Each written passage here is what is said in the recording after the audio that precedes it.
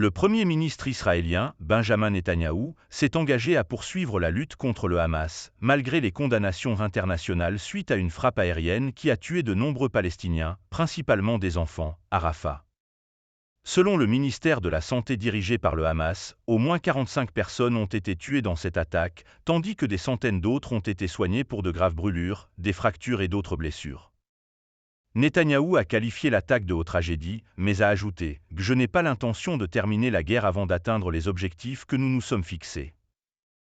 Il a souligné qu'il était vital pour Israël de prendre toutes les précautions possibles pour protéger les civils et a insisté sur le fait que les forces de défense israéliennes faisaient de leur mieux pour ne pas blesser les personnes non impliquées dans le conflit.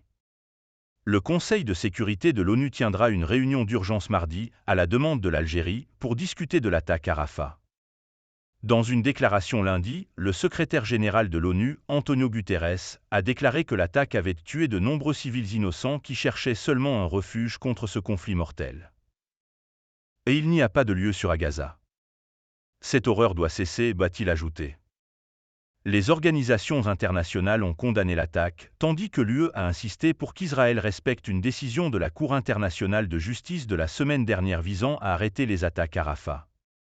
Les États-Unis ont qualifié les images des attaques de déchirantes, mais ont insisté sur le fait qu'Israël avait le droit de se défendre. Les contre-attaques d'Israël à Gaza ont commencé après que des hommes armés du Hamas ont attaqué Israël le 7 octobre, tuant environ 1200 personnes et en emmenant 252 autres en otage à Gaza.